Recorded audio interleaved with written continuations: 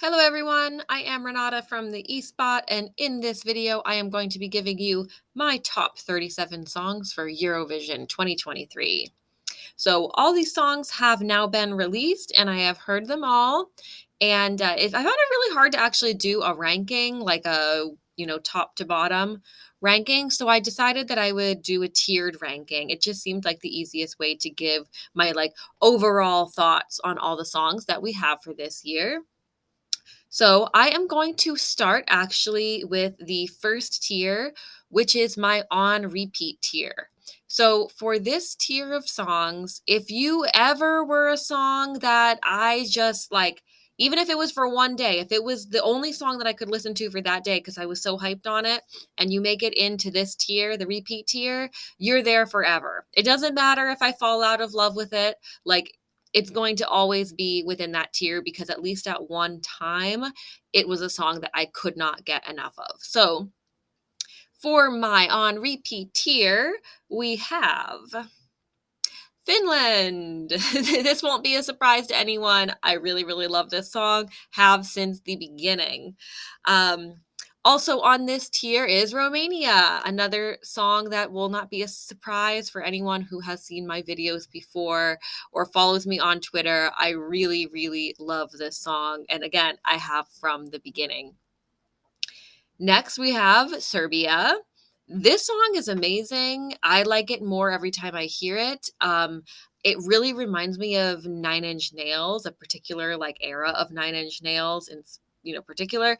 So I really enjoy this song a lot, and I have definitely spent at least a few days where I listen to it for the entire time on my commute. 20 minutes like nonstop, over and over and over and over again. So love the song from Serbia.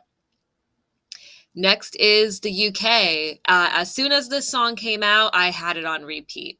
I'm really obsessed with it. It's totally the type of music and attitude that I like. I just love what the UK has brought for us this year. Actually, even more than Sam Ryder's song last year. And I love Sam and I love that song, but this one is just really good and it's very, very me. Also is Austria.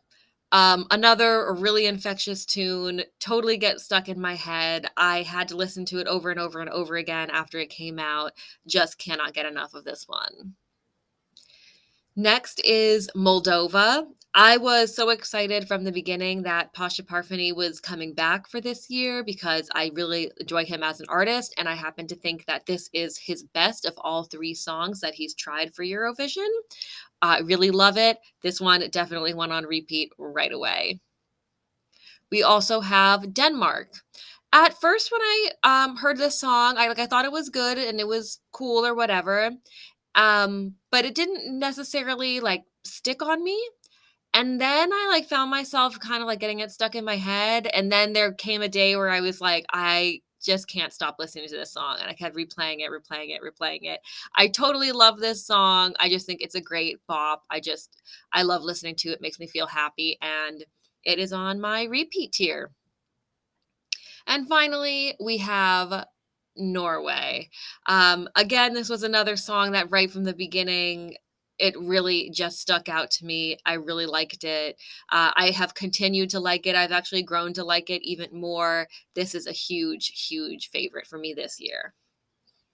Okay, so this next tier that we've got is my tier for songs that I think are really great. So these are songs that I totally enjoy, that I want to see in the final. They just haven't necessarily made it onto my repeat tier yet, but I really do like these songs and I think they're fantastic. So that's the difference between tier 1 and tier 2, is that these are songs that I haven't necessarily gotten super super obsessed with, but that I really think are wonderful. So to start is Ukraine. Great song. I enjoyed it from Vidbeer. It was my second choice actually in Vidbeer. So I was really happy that they went with this one if they didn't go with the song that I chose, which was Dovbush by Finka. Next, we have Malta. I think this song's fantastic. I liked the live performance. The video was really cute. And this is just another upbeat, happy song, which is kind of generally what I'm into. Next is Iceland. I really like this song from the moment I heard it. I think the artist is great, and I really can't wait to see how this one pans out on the Eurovision stage. Next is Belgium. I liked the song from the beginning. It wasn't my first choice. Like with Ukraine, it wasn't my first choice, but I was very happy that they did actually choose this one because I think it's a great song. It's very nostalgic to me, and I really appreciate that kind of like 90s club vibe. Next is Slovenia.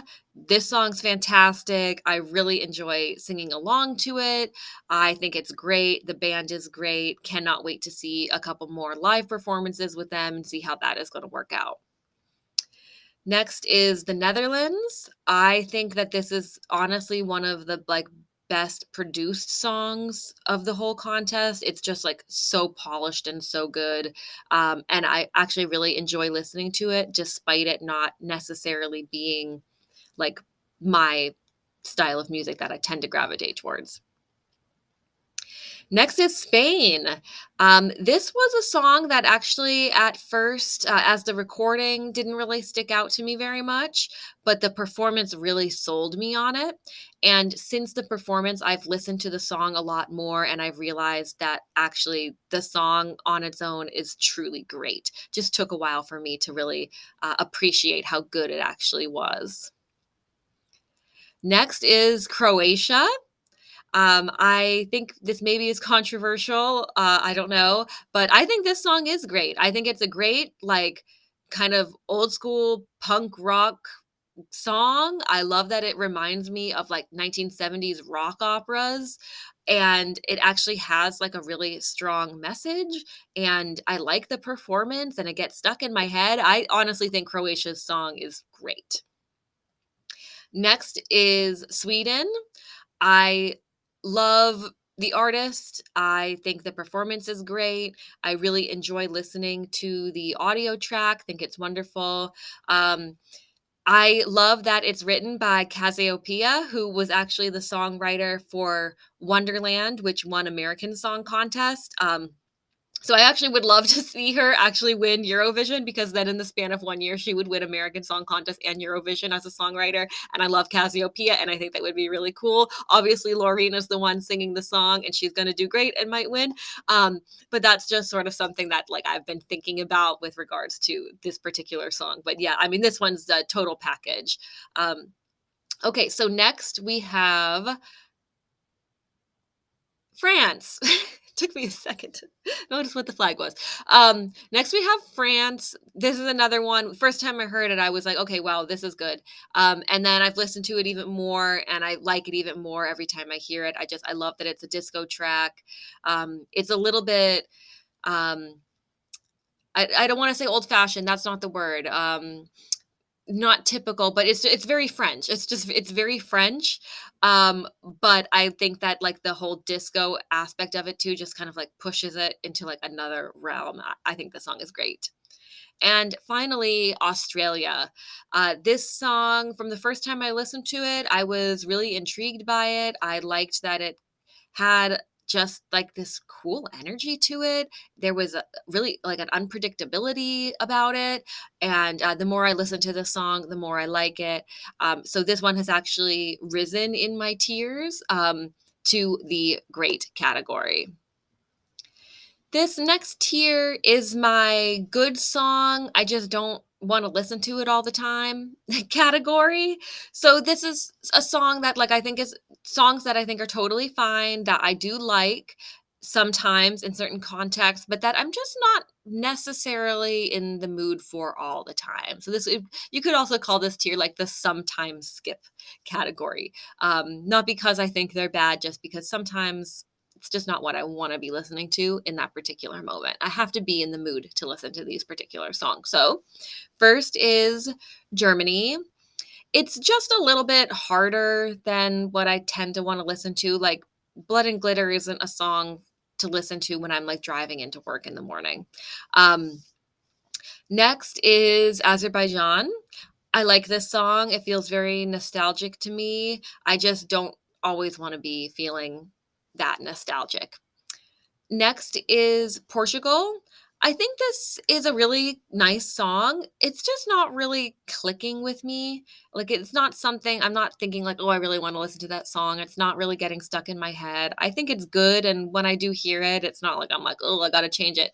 But it's just not always, what I wanna be listening to, and sometimes I think, "Oh, what if I click next, I might be more in the mood for the next song." So next is Latvia. I have absolutely nothing against this song at all, and the reason it's in this category is purely because it makes me cry. Like a lot every time I listen to it. So if I am in the mood to cry, or if I'm like at home or something where it's okay if I cry, then I'm fine listening to this song. But if I'm driving in my car, if I'm at my job, I don't want to be listening to this song. It just makes me a bit too emotional. Like I probably could bump it up into the great category because I think it is great. But I do think since this is the category of things that I don't always want to be listening to, that's why I put it here. Next is Ireland. Next is Ireland. This is another song. I don't have anything against it. I actually quite like it. I think it's good. But it's a little bit saccharine and a little bit like too uplifting. And sometimes I'm just not in the mood for that. So it's a sometimes skip for me. Next is Georgia. And this song is really new, and I haven't gotten a chance to listen to it too much yet. But right now it is in this category because it's just not something that like I feel warrants to be in the great category yet for me. Like this is one where it could really be mobile. Like maybe once I listen to it a little bit more, it might move up into the great category. Maybe it'll click for me one day and it'll move up into the on repeat category. I don't really know, but right now it's in the good, but not for every day. Also, I feel the same way about the song from Armenia, and they came out around the same time, and they both are kind of giving me the same impression. Like, I don't totally love them. They could move up into the great tier, could move up into the on repeat tier, but it's just, they're not quite there yet. They're not totally clicking. The next tier is the tier for songs that I think are good, but they're just not for me, not the type of thing that I want to be listening to, but I don't actually have any like real like criticisms against them. It's just they're not my taste. So first is Switzerland. Um I don't know, it's just which is there's kind of a theme within this group. I'm not super into like lower tempo songs or the ballady songs or like the really like hard, heavy message, emotional songs. And that's kind of where this falls in for me. Same goes for Italy. It's a male ballad, just not really my thing. Greece as well, another male ballad, just doesn't hit for me. Estonia, great singer. I mean, the song is nice, but it's just I don't like to listen to ballads. It's not something that I'm really into. She's great, just not for me. Same goes for Lithuania. She's a great singer, she's a great performer. The song is nice, but it just doesn't do anything for me. It doesn't evoke any emotions. It doesn't make me hate it, but it just is. Along with that is Albania. It's a good song, good performer. Um, just not, just not something that I really want to listen to. Uh, Next is Cyprus.